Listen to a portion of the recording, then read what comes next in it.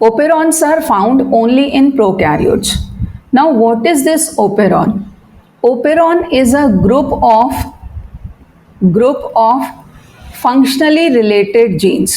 कैसे genes होते हैं बेटा? These are functionally related genes. और ये कैसे होते हैं बेटा? Functionally related हैं. These are present together. So these are present together, and since these are present together, these genes are transcribed together. What do we mean by transcribed together? मतलब ये जो जीन्स हैं, जैसे लेट अस एज्यूम बेटा यहाँ पर ये एक डीएनए सीक्वेंस है और इस डीएनए सीक्वेंस में 3 जीन्स हैं जो एक साथ प्रेजेंट है. Let us assume A B C. These are 3 different genes. इनको हम ओपेरॉन कब बोलेंगे?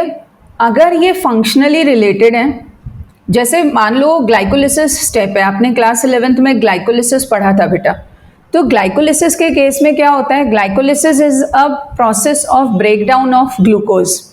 सो glucose is broken down. 10 step process है.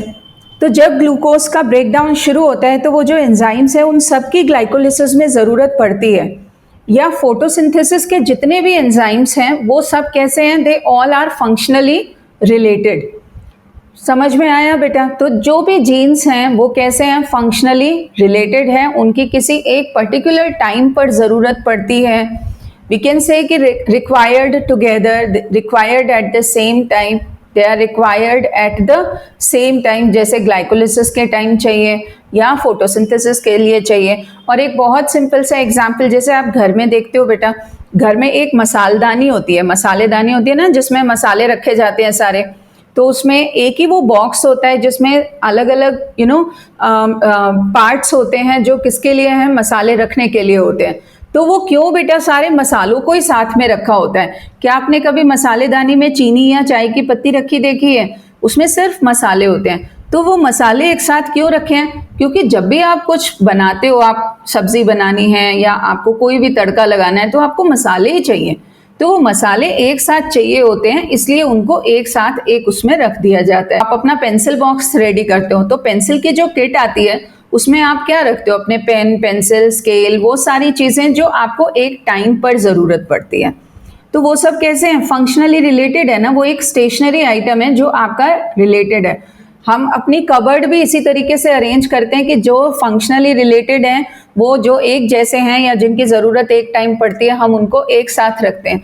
तो नेचर ने भी बेटा ऐसे ही किया कि वो जीन्स जो फंक्शनली रिलेटेड हैं उनको एक साथ ग्रुप कर दिया, उनको ट्रांसक्राइब कर दिया एक साथ में, और एक ही टाइम पर उनकी ज़रूरत नॉर्मली पड़ती है. तो ऐसे जीन्स को हम क्या कहते हैं बेटा? ग्रुप ऑफ जीन्स को हम क्या कहते हैं? ओपेरॉन. इतनी बात समझ आई बेटा? Yes ma'am. है ना? तो इसमें ये क्या है बेटा? ग्रुप ऑफ जीन्स है. These are group of genes functionally related, present together. उनको उनका ट्रांसक्रिप्शन एक ही साथ हो जाएगा और एक जनरली उनकी ज़रूरत एक टाइम पर पड़ती है. अब ये ओपेरॉन क्या यूकैरियोट्स में भी मिलते हैं? नहीं. Operons are found only in case of operons are found only in prokaryotes. Found only in किस में मिलते हैं बेटा? प्रोकैरियोट्स में मिलते हैं. Found only in prokaryotes. Prokaryotes बेचारे कैसे हैं? इनको शेयरिंग करनी पड़ती है, इनको अपने जीन्स को साथ में रखना पड़ता है क्योंकि ये छोटे हैं और इनके पास स्पेस लिमिटेशन होती है. तो ये क्या करते हैं बेटा? वो सारे जीन्स जिनकी ज़रूरत एक साथ पड़ती है उनको ये एक साथ रख देते हैं और उनको ये रेगुलेटरी सीक्वेंसेस, जैसे आपको पता है, आपने प्रमोटर, टर्मिनेटर तो पढ़ ही रखा है बेटा. अभी हम इसमें एक और सीक्वेंस पढ़ेंगे, ऑपरेटर. तो ये क्या होता है ये मैं अभी बताती हूँ. तो ये जो इनकी रेगुलेटरी सीक्वेंसेस होती हैं जैसे प्रमोटर, ऑपरेटर, टर्मिनेटर, ये अफोर्ड नहीं कर सकता है कि ये सब जीन्स को अलग अलग दे. तो ये क्या करता है? 3 जीन्स हैं, ये डिफरेंट 3 जीन्स हैं. दीज आर 3 डिफरेंट जीन्स और इन तीनों जीन्स के लिए इसने सेम रेगुलेटरी सीक्वेंसेस दे दिए, शेयर करने के लिए दे दिए. कि आपके घर में 3 कमरे हैं, आप क्या हुआ, बहुत सारे गेस्ट आ गए, है ना, समर ब्रेक का टाइम था, बहुत सारे आपके कज़न, ब्रदर, सिस्टर सब लोग आ गए. अब जब सोने का टाइम आता है तो क्या होता है, कौन कहाँ कहाँ सोएगा, किस बेसिस पे होता है, चलो बच्चे सारे एक साथ सो जाएंगे, बड़े लोग सारे एक साथ सो जाएंगे, है ना, मम्मी मासी लोग एक साथ सो जाएंगे। तो आप ये ग्रुपिंग किस बेसिस पे करते हो, है ना, किस बेसिस पे करते हो, बच्चे सारे एक साथ रहना चाहते हैं तो चलो बच्चों को एक साथ रख दो, है ना। तो एक ग्रुपिंग होती है, तो ग्रुपिंग किस बेसिस पे की, जिनकी कंपैटिबिलिटी होती है उनके बेसिस पर हमने ग्रुपिंग कर दी। और वो लोग एक रूम को शेयर कर रहे हैं, वो लोग एक रूम में रह जाएंगे। ये पॉसिबल नहीं है कि सबको एक एक रूम दिया जाए, लेकिन अगर आपका 100 कमरे का घर है तो मे बी आप सबको एक एक कमरा दे दो। तो यूकैरियोट्स में क्या होता है बेटा, यूकैरियोट्स के केस में कभी भी जीन्स अपने रेगुलेटरी सीक्वेंस से शेयर नहीं करते। अगर ये यूकैरियोट में होता, ठीक है, यूकैरियोटिक जीन्स, सो यूकैरियोटिक जीन्स में यही वाले जीन्स बेटा, ए के पास अपना प्रमोटर टर्मिनेटर होता, उसके पास अपना प्रमोटर ऑपरेटर, और ये ए जीन है उसके पास अपना टर्मिनेटर है। बी जीन के पास अपना प्रमोटर ऑपरेटर और अपना टर्मिनेटर है। तो यहाँ पे क्या होता है बेटा, यूकैरियोट्स के केस में they never share their regulatory sequences, सबके पास अपना अपना प्रमोटर ऑपरेटर टर्मिनेटर होता है, तो they don't share sequences. But prokaryote का घर छोटा है, उसको अपनी स्पेस बचानी है, तो क्योंकि उसको अपनी स्पेस बचानी है वो क्या करता है, जीन्स को जिनकी ज़रूरत एक साथ है उनको एक साथ रख के उनको रेगुलेटरी सीक्वेंसेस बोला कि प्लीज़ शेयर कर लो, तो जिससे वो शेयर करते हैं तो थोड़ा स्पेस बच जाता है और ये जीन्स एक साथ होते हैं। तो ओपेरॉन्स, ये बेटा ध्यान रखना है, these are found only in prokaryotes. Clear so far बेटे? Yes, ma'am. ठीक है, हमारे सिलेबस में लैक ओपेरॉन है, लैक ओपेरॉन। लैक टर्म बेटा, it represents lactose, it is for lactose, lactose के लिए होता है बेटा। लैक्टोज क्या है हमें पता है,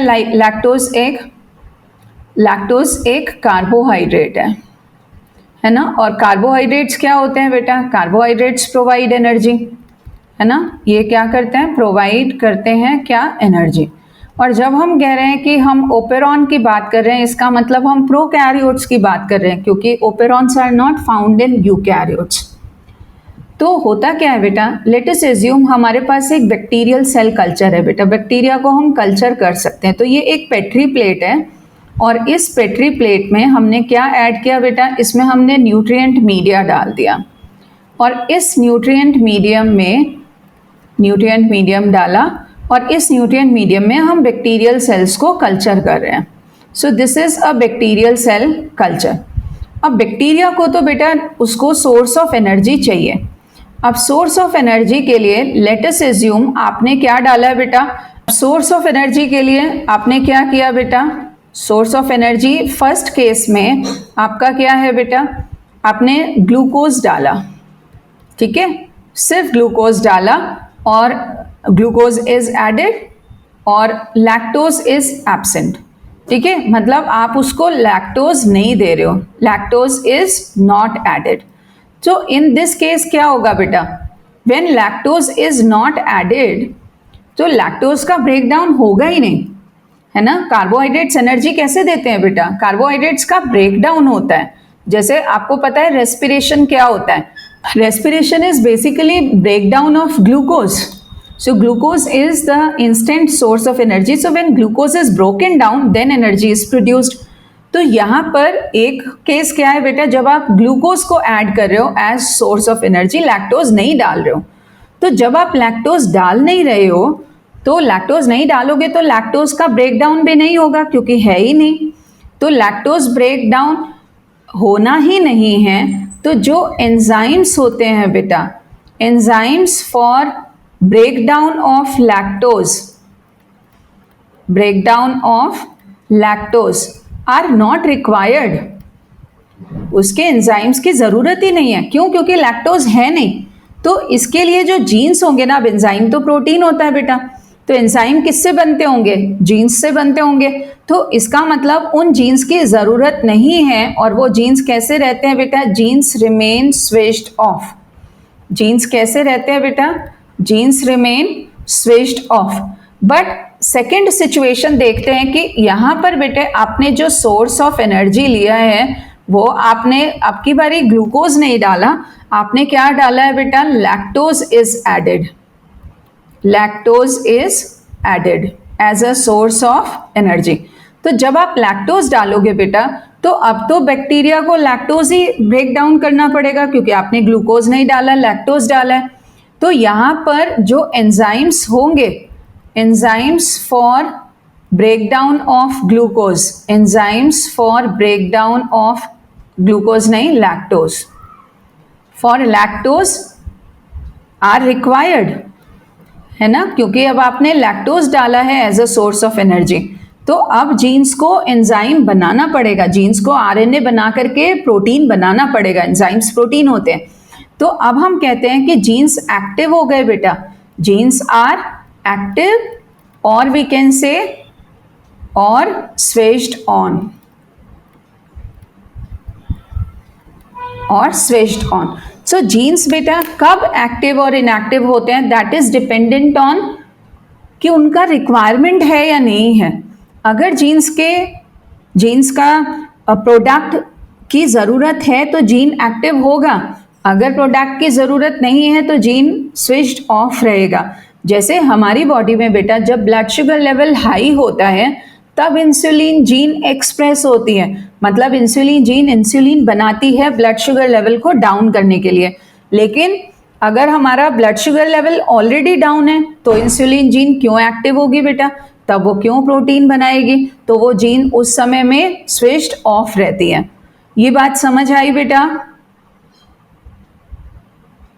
Yes, ma'am. There are two types of genes beta.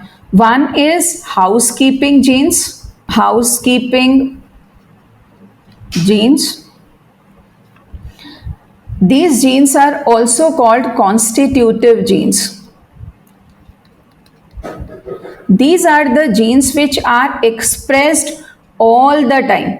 ठीक है, are always, these are the genes which are always expressed. इनका एक्सप्रेस नहीं होना बेटा हम अफोर्ड नहीं कर सकते. जैसे एग्जाम्पल के लिए, जैसे जीन्स इन्वॉल्व्ड इन रेस्पिरेशन बेटा, जीन्स इन्वॉल्व्ड इन रेस्पिरेशन, तो क्या आप सोच सकते हो कि रेस्पिरेशन में इन्वॉल्व्ड कोई जीन है जो इनएक्टिव हो जाए, तो क्या होगा, we will not be able to survive. Genes involved in vital metabolic reactions. Vital means absolutely essential for survival. Metabolic reactions. तो इन जीन्स का बेटा स्विच ऑफ होना हम अफोर्ड नहीं कर सकते हैं. और दूसरे कौन से होते हैं बेटा, regulatory genes. So regulatory genes are also called non constitutive genes and these become switched off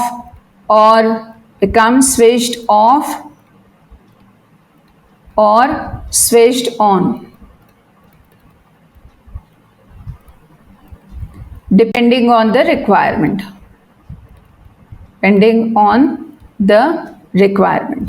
अब जैसे बेटा देखो आप, हाँ, you can take example of insulin gene. Insulin gene is expressed only when blood sugar level is high. ठीक है, जब blood sugar level down होगा तो इंसुलिन जीन एक्सप्रेस नहीं होगी. आप दूसरे एग्जाम्पल्स देख सकते हो बेटा, जैसे हमारा FSH LH हार्मोन है, तो आपने तो रिप्रोडक्शन पढ़ा हुआ है, ह्यूमन रिप्रोडक्शन, उसमें हमने क्या देखा था बेटा, FSH और LH का लेवल वेरी करता है ना. मेंस्ट्रुअल साइकिल के फर्स्ट 14 डेज में FSH LH बढ़ते हैं और LH का एक पीक लेवल होता है. फिर जब प्रोजेस्टेरॉन, उस टाइम तक प्रोजेस्टेरॉन नहीं बना था, फिर जब प्रोजेस्टेरॉन का लेवल हाई होता है तो इनका लेवल डाउन होता है. मतलब ये जीन्स रेगुलेट होते हैं ना. और फिर जब प्यूबर्टी से पहले चाइल्डहुड स्टेज में FSH LH प्रोड्यूस नहीं हो रहे थे, तो देयर आर हॉर्मोन्स बेटा जो एक पर्टिकुलर स्टेज में बन रहे हैं लेकिन दूसरे स्टेज में उनका एक्सप्रेशन नहीं हो रहा है, वो जीन्स एक्सप्रेस नहीं हो रहे हैं.